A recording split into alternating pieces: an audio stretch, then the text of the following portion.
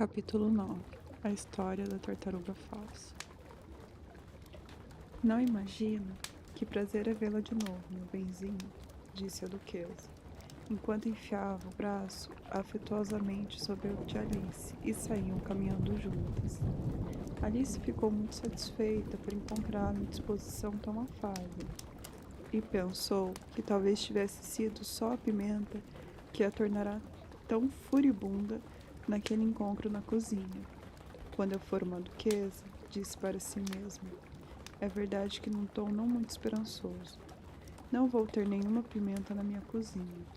Uma sopa pode muito bem ficar boa sem pimenta.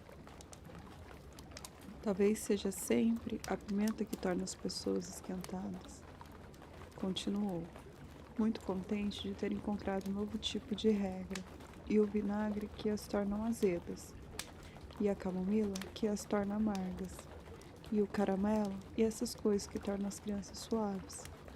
Só queria que as pessoas soubessem disto, não seriam tão sovinas com bombons. A essa altura, esquecerá por completo a duquesa, e teve um ligeiro sobressalto ao ouvir-lhe a voz junto ao ouvido. Você está pensando em alguma coisa, minha cara, e isso a fez esquecer de falar. Nesse instante, não posso lhe dizer qual é a moral disso, mas vou me lembrar daqui a pouquinho. Talvez não tenha nenhuma, Alice atreveu-se a observar. Ora, vamos, criança, disse a duquesa. Tudo tem uma moral. É questão de saber encontrá-la. E enquanto falava, se achegou mais a Alice. Alice não gostou muito de ficar tão perto dela. Primeiro, porque a duquesa era muito feia. E segundo, porque tinha a altura certa para apoiar o queixo sobre o seu ombro. E era um queixo desconfortavelmente pontudo. No entanto, como não queria ser indelicada, suportou aquilo o melhor que pôde. O jogo está bem melhor agora, disse, para alimentar um pouco a conversa. É mesmo, concordou a duquesa. E a moral disso é... é o amor. É o amor que faz o mundo girar. Alguém disse, Alice murmurou, que ele gira quando cada um trata do que é da sua conta. Ah, bem, o significado é quase o mesmo, disse a duquesa, fincando o queixinho pontudo no ombro de Alice, enquanto acrescentava. E a moral disto é, cuide do sentido, que os sons cuidarão de si. Como gosta de achar moral nas coisas, Alice pensou consigo mesma. Aposto que está pensando, por que não passa o braço pela sua cintura, disse a duquesa após uma pausa. A razão é que estou incerta quanto ao temperamento do seu flamingo. Devo fazer uma experiência? Ele pode bicar, Alice respondeu com cautela, não se sentindo nem um pouco ansiosa por ver a experiência feita. É a pura verdade, disse a duquesa. Flamingos e mostarda picam, e a moral disso é: aves da mesma plumagem voam juntas. Só que a mostarda não é ave, Alice observou. Certo, como sempre, disse a duquesa. Que maneira clara você tem de expressar as coisas. É um mineral, eu acho, disse Alice.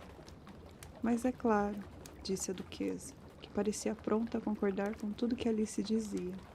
Há uma grande mina de mostarda aqui perto, e a moral disso é, quanto mais eu ganho, mais você perde.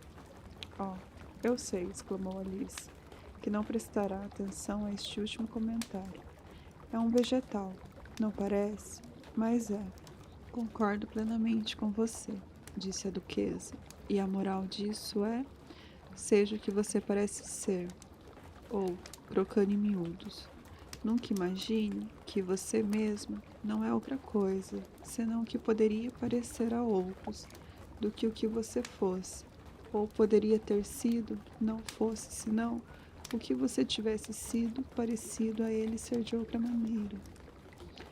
Acho que entenderia isso melhor, disse Alice muito polidamente, se o visse por escrito. Assim, ouvindo, não consigo acompanhar muito bem. Isso não é nada perto do que eu poderia dizer, se quisesse, respondeu a duquesa encantada. Por favor, não se dê o trabalho de dizer nada mais longo, disse Alice. Ora, trabalho algum, disse a duquesa, dou-lhe de presente tudo o que disse até agora. Que presente barato, pensou Alice. Ainda bem que não se dão presentes de aniversário desse tipo. Mas não se arriscou a dizer isso. Pensando de novo? Perguntou a duquesa, com uma nova fincada de seu queixinho pontudo. Tenho o direito de pensar, Alice respondeu bruscamente, pois estava começando a ficar um pouco preocupada. Tanto direito, disse a duquesa, quanto os porcos têm de voar. E a mora. Mas nesse ponto, para grande surpresa de Alice, a voz da duquesa sumiu bem no meio de sua palavra favorita, moral, e o braço que estava ligado ao dela começou a tremer. Alice levantou os olhos, e lá estava a rainha diante delas, de braços cruzados com uma carranca de arrepiar. Que belo dia, majestade! Começou a duquesa, a voz baixa e fraca. Ouça, estou lhe avisando, gritou a rainha, batendo o pé no chão enquanto falava. Ou você ou a sua cabeça devem desaparecer, e já. Faça sua escolha. A duquesa fez a sua escolha, desaparecendo num instante. Vamos continuar com o jogo, disse a rainha. Alice, apavorada demais para abrir a boca, acompanhou-a lentamente de volta ao campo de croque. Os outros convidados tinham aproveitado a ausência da rainha para descansar na sombra. Assim que a viram, porém, correram de volta para o jogo, tendo a rainha simplesmente observado que um segundo de atraso lhes custaria a vida. Durante todo o tempo em que jogaram, a rainha não parou de brigar com os outros jogadores ou de gritar: cortem a cabeça dele ou cortem a cabeça dela. Os sentenciados ficavam sob a guarda de soldados, que, é claro, tinham de deixar de ser arcos, de modo que, ao fim de uma meia hora, não sobrava nenhum arco, e todos os jogadores, exceto o rei, a rainha e Alice, estavam detidos e condenados à execução. Então a rainha parou de jogar, completamente esbaforida, e perguntou a Alice: já esteve com a tartaruga falsa? Não, respondeu Alice. Nem sei o que é uma tartaruga falsa. É aquilo de que se faz a sopa de tartaruga falsa, explicou a rainha. Nunca vi nem ouvi falar disso, disse Alice. Então venha, chamou a rainha, e lhe contarei a história dela. Enquanto se afastavam juntas, Alice ouviu o rei dizer baixinho ao grupo todo: estão todos perdoados. Opa, isso é muito bom, disse consigo mesmo, pois se sentira muito infeliz com o número de execuções que a rainha ordenará. Logo toparam com um grifo dormindo a sono solto ao sol. De pé, preguiçoso, disse a rainha, e leve esta senhorita para ver a tartaruga falsa e ouvir a história dela. Tenho de voltar para cuidar de algumas execuções que ordenei. E partiu, deixando Alice sozinha com o grifo. Alice não gostou muito da aparência da criatura, mas, tendo concluído que era tão seguro ficar com ela quanto acompanhar aquela rainha cruel, esperou. O grifo se sentou e esfregou os olhos. Depois fitou a rainha até que ela sumiu de vista. Em seguida, disse com um risinho satisfeito, meio para si mesmo, meio para Alice: que engraçado. Onde está a graça? Perguntou Alice. Ora, nela, disse o grifo. É tudo fantasia dela. Nunca executam ninguém. Vamos. Todo mundo aqui diz vamos, pensou Alice, enquanto seguia devagar. Nunca recebi tanta ordem em toda a minha vida, nunca. Não tinha ido muito longe quando avistara a tartaruga falsa à distância, sentada, triste e solitária na saliência de uma pedra. E ao se aproximarem, Alice pôde ouvi-la suspirar, como se tivesse o coração partido. Sentiu muita pena. Qual o problema dela? Perguntou. O grifo respondeu, quase com as mesmas palavras de antes. É tudo fantasia dela. Não tem problema nenhum. Vamos. Aproximaram-se então da tartaruga falsa, que os fitou com grandes olhos marejados de lágrimas, mas não disse nada. Esta senhorita aqui, disse o grifo, precisa conhecer sua história. Precisa mesmo. Eu lhe contarei, disse a tartaruga falsa, numa voz profunda, carvenosa. Sente-se os dois e não diga uma palavra até eu terminar. Sentaram-se então, e ninguém falou por alguns minutos. Alice pensou consigo. Não vejo como ela pode terminar, se nem sequer começa, mas esperou pacientemente. Antigamente, disse a tartaruga falsa, com um suspiro profundo, eu era uma tartaruga de verdade. Essas palavras foram seguidas por um silêncio muito longo, quebrado apenas por uma exclamação ocasional. Ar! Do grifo e o soluçar constante e fundo da tartaruga falsa. Alice estava a ponto de se levantar e dizer: muito obrigada, senhor, por sua interessante história. Mas como não conseguia deixar de acreditar que tinha de vir mais alguma coisa, ficou quieta e não disse nada. Quando éramos pequenos, a tartaruga falsa finalmente recomeçou, mais calma, embora ainda soluçando um pouquinho, vez por outra. Íamos à escola no mar. O mestre era um cágado, velho. Nós o chamávamos de tartaruga. Por que o chamavam de tartaruga se ele não era uma? Alice perguntou. Nós o chamávamos de tartaruga porque tinha tanta ruga, respondeu a tartaruga irritada. Realmente, você é muito bronca. Devia ter vergonha de fazer uma pergunta tão simples, acrescentou o grifo. E em seguida os dois ficaram em silêncio, olhando para a pobre Alice, que teve vontade de se enfiar embaixo da terra. Por fim, o grifo disse à tartaruga falsa: adiante, companheira, não vamos passar o dia inteiro nisso. E ela prosseguiu com estas palavras: sim, íamos à escola no mar, embora você talvez não acredite. Nunca disse isso, interrompeu Alice. Disse, a tartaruga falsa respondeu. Calhe a boca, acrescentou o grifo, antes que Alice pudesse abri-la de novo. A tartaruga falsa continuou. Tínhamos a melhor educação. De fato, íamos à escola todo dia. Eu também ia à escola, disse Alice. Não precisa ficar tão orgulhosa por isso. Com extras? Perguntou a tartaruga falsa, um pouquinho ansiosa. É, disse Alice. Tínhamos aula de francês e música. E de lavanderia? Insistiu a tartaruga falsa. Claro que não, indignou-se Alice. Ah, então a sua escola não era realmente boa, disse a tartaruga falsa num tom de grande alívio.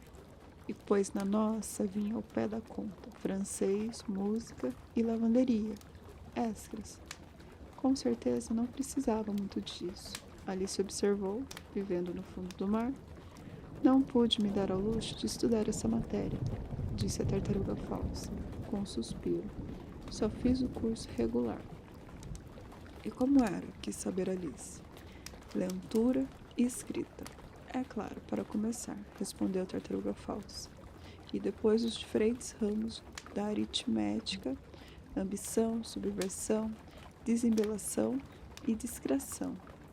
Nunca ouvi falar de desembelação. Alice se atreveu a dizer. O que é? O grifo levantou as duas patas de surpresa. Como? Nunca ouviu falar de desembelação? Exclamou. Sabe o que é embelezar, suponho. Sei, disse Alice sem muita convicção. Significa tornar alguma coisa mais bela?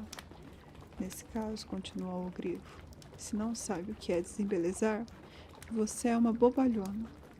Não se sentindo estimulada a fazer mais nenhuma pergunta sobre aquilo, Alice se virou para a tartaruga falsa e disse: que mais tinha de estudar? Bem, tínhamos histeria, respondeu a tartaruga falsa, contando as matérias nas patas. Histeria antiga e moderna, com morografia, depois desdém. O professor de desdém era um congro velho, que ia lá uma vez por semana. Ele nos ensinava a desdenhar, embolsar e pingar a alho. Como era isso? Perguntou Alice. Bem, não posso lhe mostrar pessoalmente, disse a tartaruga falsa. Estou muito enferrujada. E o grifo nunca aprendeu. Não tive tempo, disse o grifo. Mas fiz o curso clássico. O professor era um braguinho. Ah, se era. Nunca estudei com ele, comentou a tartaruga falsa com um suspiro. Me ensinava latido e emprego pelo que diziam. É verdade, é verdade. Foi a vez do grifo suspirar. As duas criaturas esconderam a cara nas patas. E quantas horas de aula você tinha por dia? Indagou Alice, aflita para mudar de assunto. 10 horas no primeiro dia, disse a tartaruga falsa. 9 na seguinte e assim por diante. Que programa curioso, exclamou Alice. Só assim você se prepara para uma carreira. Aulas mais rápidas a cada dia, observou o grifo. A ideia era inteiramente nova para Alice, e ela refletiu um pouco a respeito antes de fazer mais uma observação. Nesse caso, no 11º dia, era feriado? Claro que era, disse a tartaruga falsa. E como se arranjava no 12º? Alice insistiu sôfrega. Chega de falar sobre aulas, o grifo interrompeu num tom decidido. Agora conte a ela alguma coisa sobre jogos. Capítulo 10. A quadrilha da lagosta. A tartaruga falsa deu um suspiro profundo e passou o dorso de uma pata pelos olhos. Olhou para Alice e tentou falar, mas por 1 minuto ou 2, soluços lhe embargaram a voz. Parece até que tem uma espinha na garganta, disse o grifo, e pôs-se a sacudi-la e esmurrá-la nas costas. Por fim, a tartaruga falsa recobrou a voz e, com lágrimas lhe correndo pelas faces, recomeçou. Talvez você não tenha vivido muito tempo no mar. Nunca, disse Alice. E talvez nunca tenha sido apresentado a uma lagosta. Alice ia começando a dizer, provei uma vez, mas engoliu a língua mais que depressa e disse, não, nunca. Então não pode imaginar que coisa deliciosa é uma quadrilha da lagosta. Realmente não, disse Alice. Que espécie de dança é essa? Oh, disse o grifo. Primeiro se forma uma fila ao longo da praia. 2 filas, exclamou a tartaruga falsa. Focas, tartarugas, salmões e assim por diante. Depois, quando você tiver acabado de remover toda a água viva, o que geralmente leva um tempo, interrompeu o grifo, dá 2 passos à frente. Cada um de par com uma lagosta, exclamou o grifo. É claro, disse a tartaruga falsa. 2 passos à frente, balancê. Croque de lagosta e se afaste na mesma ordem, continuou o grifo. Depois, sabe, continuou a tartaruga falsa, você joga as lagostas, gritou o grifo dando uma pirueta no ar. No mar, o mais longe que puder. Nada atrás delas, berrou o grifo. Dá um salto mortal no mar, exclamou a tartaruga falsa, cabriolando freneticamente. Troca de lagosta de novo, esgolou-se o grifo. Volta à terra de novo e a primeira figura está terminada, disse a tartaruga falsa, abaixando a voz de repente. As 2 criaturas que tinham estado ali pulando como loucas aquele tempo todo se sentaram de novo, tristonhas e cabisbaixas, e olharam para Alice. Deve ser uma dança muito bonita, disse Alice timidamente. Gostaria de ver um pouquinho dela? Perguntou a tartaruga falsa. Sim, gostaria muito, disse Alice. Venha, vamos tentar a primeira figura, disse a tartaruga falsa ao grifo. Podemos dispensar as lagostas. Quem vai cantar? Oh, você canta, disse o grifo. Esqueci a letra. Então começaram a dançar, solenemente, dando voltas e voltas em torno de Alice, vez por outra lhe pisando os pés, quando passavam perto demais e acenando com as patas dianteiras para marcar o compasso, enquanto a tartaruga falsa cantava muito lenta e tristemente. Quer andar mais ligeirinho? Disse a merluza ao caracol. Atrás de mim há um delfim afobado para a festança. Lampreiras, linguados e lulas bailam, alegres sob o sol. Na praia já nos esperam. Quer me dar esta contradança? Você quer ou não quer? Quer ou não quer hoje comigo dançar? Você quer ou não quer? Quer ou não quer hoje comigo dançar? Ah, meu bem, você nem sonha que maravilha será, quando com as lagostas nos lançarem lá longe no mar, respondeu o caracol. Não sem certo mal-estar. Jogando assim tão distante, receio que vá me afogar. Agradeci a merluza, mas iria declinar seu convite para dançar? Não iria, não podia, não iria, não podia, hoje com ela dançar. Não iria, não podia, não iria, não podia, hoje com ela dançar. E daí que seja longe? Sua escamosa amiga respondeu. Existe outra praia?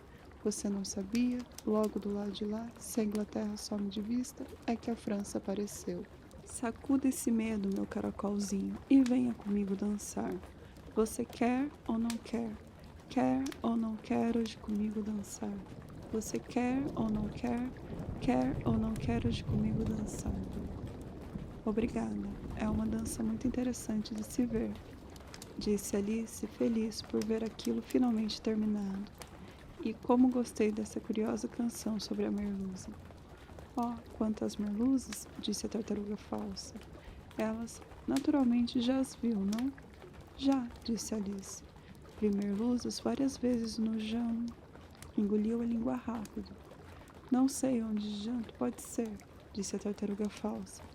Mas se já as viu tantas vezes, claro que sabe como são. Acredito que sim. Alice respondeu ponderadamente. Tem a cauda na boca e são todas recobertas de farinha de rosca. Está enganada quanto à farinha de rosca, disse a tartaruga falsa. A farinha sairia toda no mar, mas elas têm a cauda na boca. E a razão é... Aqui a tartaruga falsa bocejou e fechou os olhos. Conte a ela sobre a razão e tudo mais, disse o grifo. A razão é, disse o grifo, que elas queriam ir com as lagostas para a dança. Então foram jogadas no mar. Então sofreram uma queda muito longa. Então prenderam a cauda firme na boca. Então não conseguiram mais tirá-las de lá. É isto. Muito obrigada, Alice agradeceu. É muito interessante. Nunca aprendi tanto sobre merluzas antes. Posso lhe contar mais ainda, se quiser, sugeriu o grifo. Sabe por que se chamam merluzas? Nunca pensei sobre isso, admitiu Alice. Por quê? Porque servem para meluscrar botas e sapatos. O grifo respondeu muito solenemente. Alice ficou inteiramente pasma. Meluscrar botas e sapatos? Repetiu num tom de perplexidade. Ora, o que você faz com seus sapatos? Quis saber o grifo. Quero dizer, para deixá-los tão lustrosos. Alice baixou os olhos para eles e pensou um pouco antes de responder. São luscrados, eu creio. Pois no fundo do mar, continuou o grifo com voz grave, eles são merluscrados para ficar merluzentes. Agora você sabe. E de que eles são feitos? Alice perguntou, muito curiosa. De linguado e amarrados com enguias, é claro. O grifo respondeu bastante impaciente. Como até um tatuí teria podido lhe informar.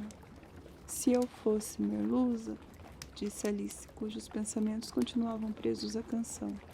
Teria dito ao Delfim, fique longe, por favor, não o queremos conosco. Tinham de aceitar a companhia dele, disse a tartaruga falsa. Nenhum peixe de juízo vai a qualquer lugar sem um delfim. É mesmo? Espantou-se Alice. Claro que não, disse a tartaruga falsa. Ora, se um peixe viesse me contar que estava saindo de viagem, eu diria, com que delfim? Não quer dizer com que fim? Perguntou Alice. Quero dizer o que digo, respondeu a tartaruga falsa, num tom melingrado. E o grifo acrescentou. Vamos, agora, conte-nos algumas de suas aventuras. Eu poderia lhes contar minhas aventuras, começando por esta manhã, disse Alice um pouco tímida. Mas não adianta voltar a ontem, porque eu era uma pessoa diferente. Explica isso tudo, disse a tartaruga falsa. Não. Primeiro as aventuras, impacientou-se o grifo. Explicações tomam tempo medonho. Assim, Alice começou a lhes contar suas aventuras desde o momento em que viu o coelho branco pela primeira vez. No começo, aquilo a deixou um pouco nervosa. As duas criaturas estavam tão perto dela, uma de cada lado, e abriam tanto os olhos e as bocas, mas à medida que contava, ganhou coragem. Seus ouvintes ficaram imóveis até ela chegar à parte em que recitara Está velho pai William. Para a lagarta, e as palavras tinham saído todas diferentes. Neste ponto, a tartaruga falsa respirou fundo e declarou: Isso é muito curioso. Eu diria que mais curioso não poderia ser, disse o grifo. Saiu tudo diferente. A tartaruga falsa repetiu pensativa. Gostaria de ouvi-lo recitando alguma coisa agora. Mande-a começar. Olhou para o grifo como se achasse que ele tinha algum tipo de autoridade sobre Alice. Levante-se e recite. Esta é a voz do preguiçoso, ordenou o grifo. Como as criaturas dão ordens a gente e nos fazem decorar lições, pensou Alice. É como se eu estivesse na escola neste momento.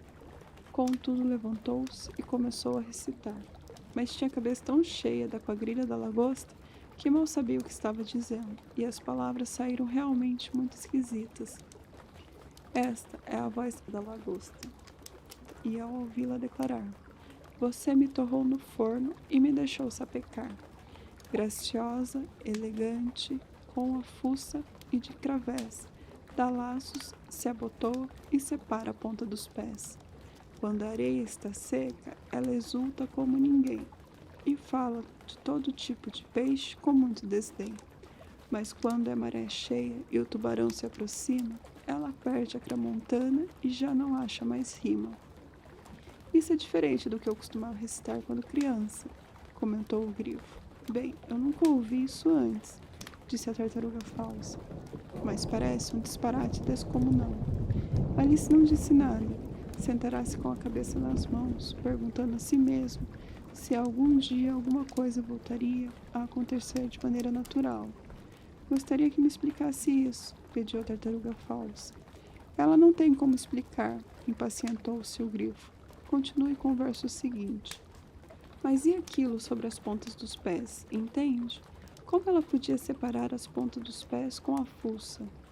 É a primeira posição do balé, ensinou Alice. Mas estava terrivelmente desorientada com aquilo tudo e só queria mudar de assunto. Continue com o próximo verso, repetiu o grifo, impaciente. Começa com: Passei pelo seu jardim. Alice não ousou desobedecer e, embora tivesse certeza de que ia sair tudo errado, continuou com uma voz crêmula. Passei pelo seu jardim e notei que atrás da porta a coruja e a pantera dividiam uma torta. A pantera, bem gulosa, comia massa e recheio, enquanto para a coruja sobravam os caroços do meio. Quando a torta acabou, a coruja não pôde sequer ter, por recompensa, uma lambida na colher. Enquanto isso, a pantera, com a faca e o garfo, ficou e arrematou o banquete. De que adianta recitar toda essa lenga-lenga? Interrompeu a tartaruga falsa. Se você não vai explicando a cada passo, é de longe a coisa mais atrapalhada que já ouvi. Acho melhor você parar, disse o grifo. O que Alice fez com muito prazer. Vamos tentar mais uma figura da quadrilha da lagosta, propôs o grifo. Ou você preferiria que a tartaruga falsa cantasse uma canção? Uma canção, por favor, se a tartaruga falsa quiser nos fazer essa gentileza. Alice respondeu tão sófrega que o grifo comentou num tom bastante ofendido. Gosto não se discute. Cante a sopa de tartaruga para ela, certo, companheiro? A tartaruga falsa suspirou profundamente e começou a cantar numa voz encremeada por soluços. Que bela sopa suculenta e crigueira espera por nós na quente sopeira. Quem por ela não suspira, não diz opa, sopa da noite, que bela sopa. Sopa da noite, que bela sopa. Bela sopa, bela sopa. Sopa da noite, bela sopa. Que bela sopa. Quem quer saber do pastel assado ou outro pitel? Uma sopinha fumegando do prato, não é de se tirar o chapéu. Bela sopa, bela sopa. O refrão de novo, gritou o grifo, e a tartaruga falsa estava começando a repeti-lo, quando se ouviu um brado à distância. O julgamento está começando. Vamos, gritou o grifo, e tomando Alice pela mão saiu correndo, sem esperar pelo fim da canção. Que julgamento é esse? Perguntou Alice ofegante, enquanto corria, mas o grifo respondeu apenas, vamos, e correu ainda mais depressa. Enquanto, cada vez mais tenuante, carregadas pela brisa que os seguiam, chegavam as palavras melancólicas. Sopa da noite, bela sopa, bela sopa. Sopa da noite, bela, bela sopa. Capítulo 11. Quem roubou as tortas? Quando chegaram, o rei e a rainha de copas estavam sentados em seus tronos com uma multidão reunida à sua volta. Toda sorte de avezinhas e animaizinhos, bem como um baralho completo. O valete estava postado diante deles, agrilhoado, com um soldado de cada lado para vigiá-lo. Perto do rei estava o coelho branco, uma corneta numa das mãos e um rolo de pergaminho na outra. Exatamente no centro do tribunal havia uma mesa, com uma grande travessa de tortas sobre ela. Pareciam tão boas que Alice ficou com água na boca. Gostaria que já tivesse encerrado o julgamento, pensou, e passasse aos comes e bebes. Mas como isso parecia de todo improvável, começou a observar tudo à sua volta para matar o tempo. Alice nunca estivera no tribunal antes, mas lera sobre eles em livros, ficando muito satisfeita ao descobrir que sabia o nome de quase tudo ali. Aquele é o juiz, disse consigo, por causa de sua enorme peruca. Aliás, o juiz era o rei, e como usava a coroa por cima da peruca, não parecia muita vontade e com certeza aquilo não lhe parecia apropriado. E ali está a banca dos jurados, pensou Alice. E aquelas 12 criaturas, era obrigada de ser criaturas, porque algumas eram animais e algumas eram aves. Suponho que sejam jurados. Repetiu esta palavra 2 ou 3 vezes para si mesma, com muito orgulho, pois achava com razão que muitas poucas menininhas da sua idade sabiam o significado daquilo tudo. Mas membros do júri estariam igualmente certos. Os 12 jurados estavam todos muito atarefados, escrevendo em suas lousas. O que estão fazendo? Alice sussurrou ao grifo. Não podem ler nada para escrever antes que o julgamento comece. Estão escrevendo seus nomes, o grifo sussurrou em resposta, por medo de esquecê-los antes do fim do julgamento. Que tolos! Alice começou num tom alto, indignado, mas parou de imediato, porque o coelho branco disse em altos brados: silêncio no tribunal. E o rei pôs os óculos, olhando em volta para descobrir se havia alguém faltando. Alice conseguiu ver, tão bem como se estivesse espiando sobre os ombros deles, que todos os jurados estavam escrevendo. Que tolos, em suas lousas, e pôde perceber até que um deles não sabia escrever tolos, e teve de perguntar ao vizinho: que bela embrulhada vão aprontar em suas lousas antes que o julgamento termine, pensou Alice. Um dos jurados tinha um giz que rangia. Isso, claro, Alice não podia suportar. Deu a volta no tribunal, plantou-se atrás dele e logo achou uma oportunidade de passar a mão no giz. Fez isso com tal rapidez que o pobre juradinho era Bill, o lagarto.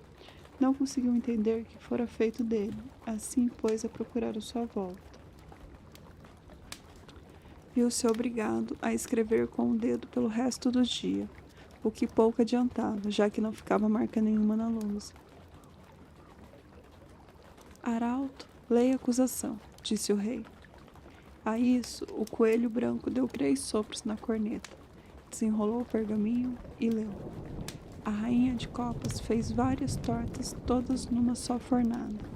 O valete de copas furtou as tortas e não deixou sobrar nada. Pronuncie seu veredito, o rei disse ao júri. Ainda não, interrompeu o coelho afobado. Há muito o que fazer antes disso. Convoque a primeira testemunha, disse o rei. E o coelho branco, depois de 3 toques de corneta, bradou. Primeira testemunha. A primeira testemunha era o chapeleiro. Chegou com uma xícara de chá numa das mãos e um pedaço de pão com manteiga na outra. Perdoe-me, majestade, começou, por trazer isto, mas ainda não tinha terminado meu chá quando fui convocado. Pois devia ter terminado, disse o rei. Quando começou? O chapeleiro olhou para a lebre de março, que o havia acompanhado ao tribunal, de braço dado com Caxinguelê. Dia 14 de março, penso eu. 15, corrigiu a lebre de março. 16, acrescentou o Caxinguelê. Anotei isto. O rei disse ao júri, e os jurados anotaram animadamente as 3 datas nas suas lousas e em seguida as somaram, convertendo o resultado em xelins e pence. Tire o chapéu, disse o rei ao chapeleiro.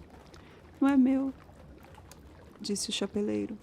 Roubado! Exclamou o rei, voltando-se para os jurados, que instantaneamente fizeram um apontamento do fato. São todos para vender, acrescentou o chapeleiro à guisa de explicação. Nenhum me pertence. Sou um chapeleiro. Aqui a rainha pôs os óculos e cravou os olhos no chapeleiro, que se tornou pálido e irrequieto. Preste o seu depoimento, disse o rei, e não fique nervoso, ou vou ter de mandar executá-lo no mesmo instante. Isso não pareceu encorajar muito a testemunha. Ficou de pernas bambas, olhando apreensivo para a rainha, e na confusão arrancou fora com uma mordida um bom naco da xícara em vez do pão com manteiga. Nesse exato momento, Alice teve uma sensação curiosíssima, que a deixou muito intrigada, até entender o que era. Estava começando a crescer de novo. A princípio, achou que teria de se levantar e sair do tribunal, pensando melhor, porém decidiu ficar onde estava enquanto houvesse espaço para ela. Gostaria que não me apertasse tanto, disse o Caxinguelê, que estava sentado ao lado dela. Mal posso respirar. Não posso evitar, respondeu Alice muito docilmente. Estou crescendo. Você não tem o direito de crescer aqui, avisou o Caxinguelê. Não diga tolice, disse Alice, mais atrevida. Não sabe que também está crescendo? Mas cresço num ritmo razoável, ponderou o Caxinguelê. Não dessa maneira absurda. E levantou-se muito amuado, indo sentar-se do outro lado do tribunal. Durante todo esse tempo, a rainha não parará de olhar fixo para o chapeleiro, e justo quando o Caxinguelê estava atravessando o tribunal, disse a um dos esbirros: Traga-me a lista dos cantores no último concerto. Ao que o destituto chapeleiro tremeu tanto que jogou longe os 2 sapatos. Preste seu depoimento, repetiu o rei, irritado. Ou o manda executar, seja nervoso ou não. Sou um pobre coitado, majestade, começou o chapeleiro, numa voz crêmula, e ainda não tinha começado meu chá. Não faz mais de uma semana, e como o pão com manteiga estava rareando tanto, e o cintilar da bandeja... Sem tirar do quê? Perguntou o rei. Cintilar, o chapeleiro corrigiu. Claro, sem tirar o chá do lar, disse o rei rispidamente. Pensa que sou um asno? Adiante. Sou um pobre coitado, o chapeleiro continuou. E quase tudo ficou cintilando depois disso. Só que a lebre de março disse... Eu não. A lebre de março se apressou a interromper. Disse sim, insistiu o chapeleiro. Eu nego, disse a lebre de março.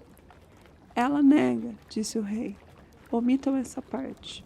Bem, seja o que for, o Caxinguelê disse, continuou o chapeleiro, olhando ansioso sua volta para ver se também o Caxinguelê ia negar aquilo, mas ele não negou nada, pois dormia sono solto. Em seguida, continuou o chapeleiro, cortei mais um pedaço de pão com manteiga. Mas o que disse o Caxinguelê? Um dos jurados perguntou. Disse eu não me lembro, respondeu o chapeleiro. Tente se lembrar, observou o rei, ou manda executá-lo. O infeliz chapeleiro deixou cair sua xícara de chá e o pão com manteiga, e se pôs sobre um joelho. Sou um pobre coitado, majestade, começou. É um pobre orador, disse o rei. Aqui, um dos porquinhos da Índia aplaudiu, e sua manifestação foi imediatamente sufocada pelos esbirros. Vou explicar como isso foi feito, para que entendam bem o que a palavra quer dizer. Eles tinham um grande saco de cânhamo e enfiaram o porquinho dentro, de cabeça para baixo, amarraram a boca com os barbantes e se sentaram em cima. Gostei de ver isso, pensou Alice.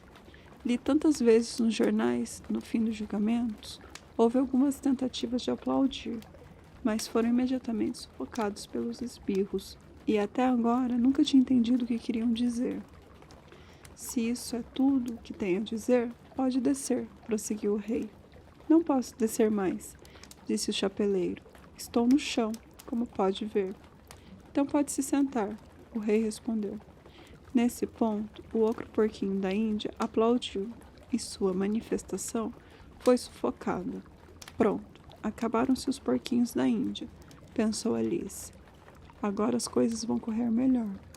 Eu mal tinha terminado meu chá, disse o chapeleiro, com uma expressão ansiosa, para a rainha que estava lendo a lista de cantores.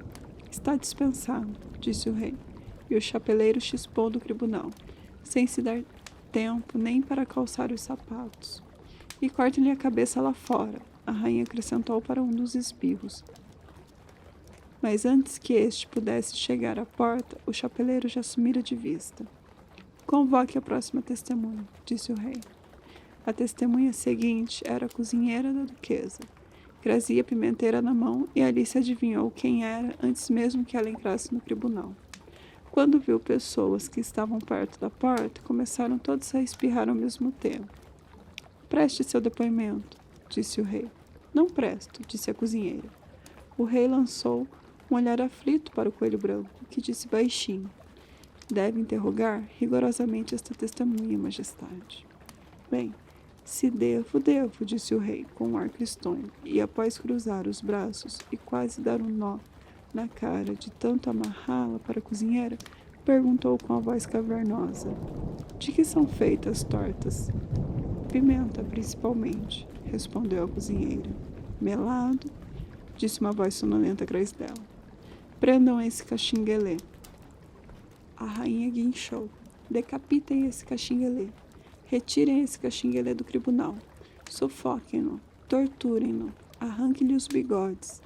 Por alguns minutos o tribunal inteiro virou um pandemônio, todos tentando expulsar o caxinguelê. E quando finalmente sossegaram, a cozinheira tinha desaparecido. Não faz mal, disse o rei, aparentando grande alívio. Convoquem a próxima testemunha.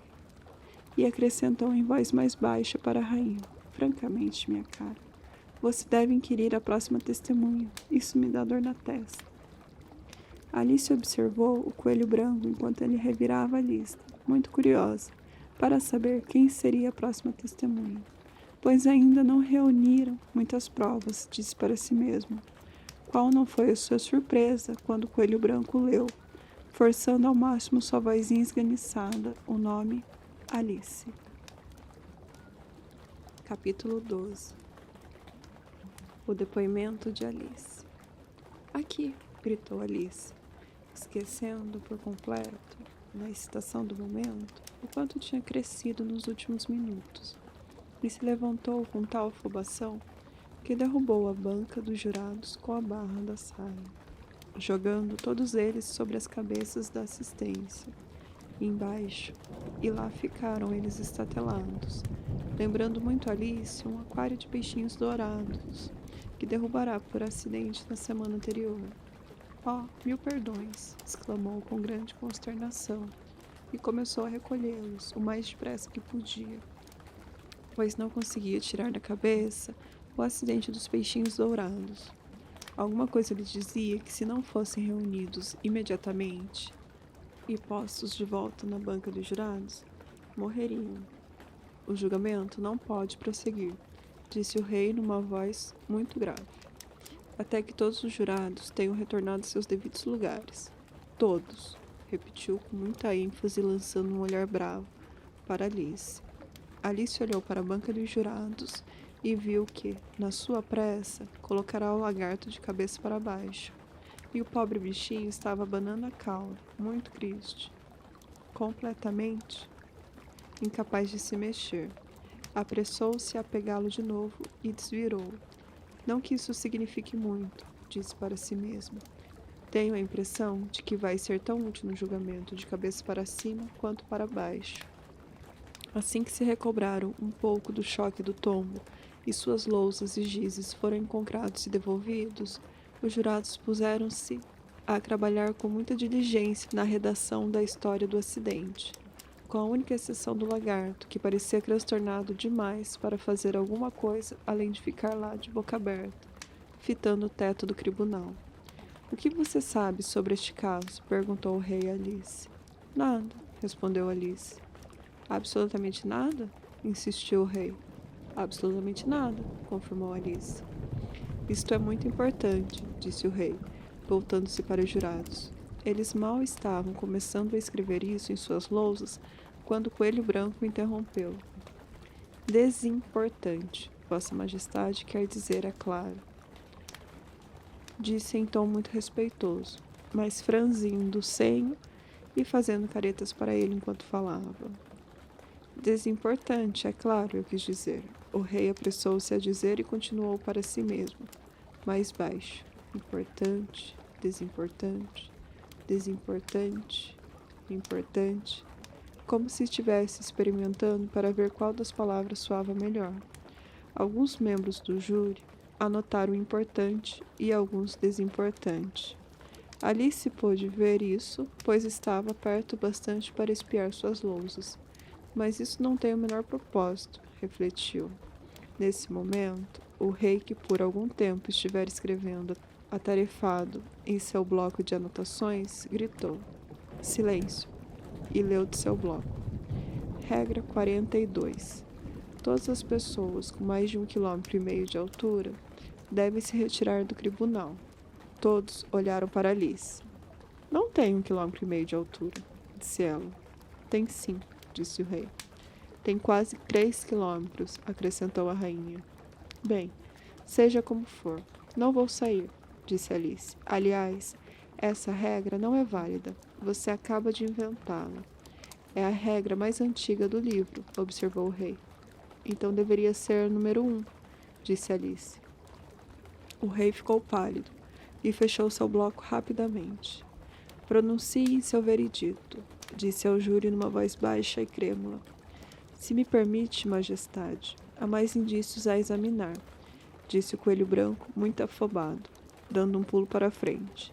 Este documento acaba de ser apreendido. O que há nele? Indagou a rainha. Ainda não abri, respondeu o coelho branco, mas parece ser uma carta, escrita pelo prisioneiro para alguém. Disso não há dúvida, disse o rei, a menos que tivesse sido escrita para ninguém, o que não é comum, como sabe. A quem está interessada? Inquiriu um dos jurados. Simplesmente não está endereçada, disse o coelho branco. De fato, não há nada escrito do lado de fora. Desdobrou o papel enquanto falava e acrescentou. Afinal de contas, não é uma carta, é um conjunto de versos. Estão escritos com a letra do prisioneiro? Perguntou outro dos jurados. Não, não estão, disse o coelho branco, e isso é o que tem de mais esquisito. Todo o júri parecia pasmo. Ele deve ter imitado a letra de outra pessoa, disse o rei. Todo o júri se iluminou de novo. Por favor, majestade, apelou o valete. Não escrevi isso, e não podem provar que escrevi. Não há nenhuma assinatura no fim. Se você não assinou isso, disse o rei, as coisas só pioram. Só podia ter má intenção. Eu teria assinado como um homem de bem. A isto se seguiram aplausos gerais. Era a primeira coisa realmente sagaz que o rei dissera aquele dia. Isso prova a culpa dele, disse a rainha. Não prova coisa alguma, exclamou Alice. Ora, nem sabe do que tratam os versos. Leia-os, disse o rei. Coelho Branco pôs os óculos. Por onde devo começar, por favor, majestade? Perguntou. Comece pelo começo, disse o rei gravemente, e prossiga até chegar ao fim. Então pare. Fez-se um silêncio de morte no tribunal, enquanto o Coelho Branco lia esses versos. Soube que de mim com ela falaste, e com ele foste me intrigar. Ela disse que tenho engenho e arte, só é pena que não sei nadar. Ele mandou dizer que eu partira. Sabemos que tinha razão. Se ela descobrisse a mentira, qual seria a tua situação? Dei uma para ela, para ele dei 3. Tu nos deste 5 ou mais. Todos voltaram dele outra vez, mas a mim não chegarão jamais. Se acaso, em toda essa questão, ela ou eu andássemos metidos, ele sabe que os livraria da prisão, plenamente absolvidos. Sabe, eu andava desconfiado antes do teu ataque, que tu crocavas de lado entre ele, eu e nós a cada baque. Não lhes conte que elas lhe deu sua aprovação, pois este sempre será um segredo guardado no coração, entre ti e teu amigo K. É o depoimento mais importante que ouvimos, disse o rei, esfregando as mãos. Portanto, agora deixemos o júri. Se alguém conseguir explicar estes versos, disse Alice, Crescera tanto nos últimos minutos que não sentia nem um pouquinho de medo de interrompê-los. Dou-lhe 6 pences. Eu não acredito que haja um átomo de sentido nele. Os jurados em peso anotaram em suas lousas. Ela não acredita que haja um átomo de sentido neles. Mas nenhum tentou explicar o documento. Se não há nenhum sentido neles, disse o rei, isso nos poupa um bocado de trabalho, não é mesmo? Pois não precisamos tentar encontrar nenhum. No entanto, não estou bem certo, prosseguiu, abrindo os versos sobre os joelhos e olhando para eles de rabo de olho. Tenho a impressão de que vejo algum sentido neles. Afinal de contas, só é pena que não sei nadar. Você não sabe nadar, não é? Acrescentou, voltando-se para o valete. O valete sacudiu a cabeça tristemente. Pareço saber? Disse, o que certamente não parecia, sendo todo feito de papelão. Até aqui, tudo certo, disse o rei, e foi adiante, murmurando os versos para si mesmo. Sabemos que tinha razão. Isso são os jurados, é claro. Se ela descobrisse a mentira, deve ser a rainha. Qual seria a tua situação? Seria a mesma? Dei uma para ele dei 3. Ora, isso só pode ser o que ele fez com as tortas. Mas continua. Todos voltaram dele outra vez, disse Alice. Veja, cá estão elas, disse o rei triunfante, apontando as tortas sobre a mesa. Não pode ser mais claro que isso. Depois de novo, antes do teu ataque. Você nunca sofreu ataques, não é, minha cara? Perguntou a rainha. Nunca, disse a rainha, furiosa, jogando um tinteiro no lagarto, enquanto falava. O pobrezinho do Bill parará de escrever na lousa com um dedo ao descobrir que não ficava marca alguma, mas agora se apressará a começar de novo usando a tinta que lhe escorria pela cara abaixo, enquanto ela durou. Então ninguém pode lhe fazer esse ataque, disse o rei, passando os olhos pelo tribunal com um sorriso. Fez-se um silêncio absoluto. É um crocodilo, o rei acrescentou num tom ofendido, e todos riram. Que o júri pronuncie seu veredito, disse, mais ou menos pela 20ª vez naquele dia. Não, não, disse a rainha. Primeiro, a sentença, depois o veredito. Mas que absurdo, Alice disse alto. Que ideia ter a sentença primeiro. Calhe a boca, disse a rainha, virando um pimentão. Não cala, disse Alice. Cortem-lhe a cabeça, berrou a rainha. Ninguém se mexeu. Quem se importa com vocês? Disse Alice. A essa altura tinha chegado a seu tamanho normal. Não passam de um baralho. A essas palavras, o baralho inteiro se ergueu no ar e veio voando para cima dela. Alice deu um gritinho, um pouco de medo e um pouco de raiva. Tentou repeli-los e se viu deitada na ribanceira, a cabeça no colo da irmã, que afastava delicadamente algumas folhas secas que haviam voejado das árvores até seu rosto. Acorde, Alice, querida, disse sua irmã. Mas que sono comprido você dormiu? Ah, tive um sonho tão curioso, disse Alice, e contou à irmã, tanto quanto podia se lembrar delas. Todas aquelas estranhas aventuras que tivera e que você acabou de ler, quando terminou. A irmã beijou e disse, sem dúvida foi um sonho curioso, minha querida. Agora vá, correndo tomar o seu chá. Está ficando tarde. Alice então se levantou e saiu correndo, pensando, enquanto corria o mais rápido que podia, que sonho maravilhoso tinha sido aquele. Mas sua irmã continuou sentada quando ela partiu, a cabeça pousada na mão, contemplando o pôr do sol e pensando na pequena Alice e em todas aquelas suas aventuras maravilhosas. Até que também ela começou, de certo modo, a sonhar. E este foi o seu sonho. Primeiro sonhou com a própria Alice. E mais uma vez as mãozinhas dela lhe apertavam o joelho. E os olhos brilhantes e impacientes olhavam os seus. Podia ouvir até as entonações da voz dela. E ver aquele seu jeitinho de jogar a cabeça para afastar o cabelo desgarrado que sempre lhe caía nos olhos. Enquanto ouvia, ou parecia ouvir, o lugar inteiro à sua volta ganhou vida com as estranhas criaturas do sonho da irmã. A relva crescida farfalhou a seus pés quando o coelho branco passou correndo. O camundongo, apavorado, espanadou a água ao cruzar a lagoa vizinha. Pôde ouvir o tilintar das xícaras, vendo a lebre de março e seus amigos partilharem sua interminável refeição, e a voz estridente da rainha condenando seus pobres convidados à execução.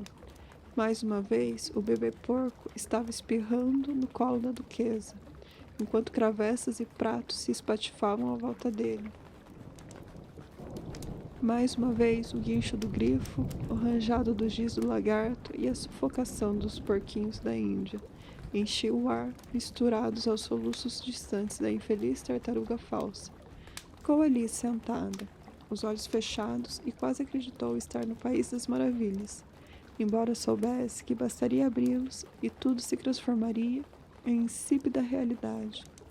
A relva só farfalharia ao vento, e as águas da lagoa só se encrespariam ao ondular dos juncos. As xícaras de chá tilintantes se transformariam no tinir dos sinos das ovelhas, e os gritos agudos da rainha na voz do pastorzinho, e os espirros do bebê, o guincho do grifo e todos os outros barulhos esquisitos se converteriam, ela sabia, no alarido do movimentado terreiro da fazenda, enquanto os mugidos do gado à distância iriam tomar o lugar dos soluços tristes da tartaruga falsa. Por fim, imaginou como seria essa mesma irmãzinha quando no futuro fosse uma mulher adulta, e como conservaria, em seus anos maduros, o coração simples e amoroso da sua infância. E como iria reunir outras criancinhas à sua volta e tornar os olhos delas brilhantes e impacientes com muitas histórias estranhas, talvez até com o sonho do País das Maravilhas, de tanto tempo atrás, e como iria sofrer com todas as mágoas simples dessas crianças, e encontrar prazer em todas as alegrias simples delas, lembrando sua própria vida de criança e os dias felizes de verão.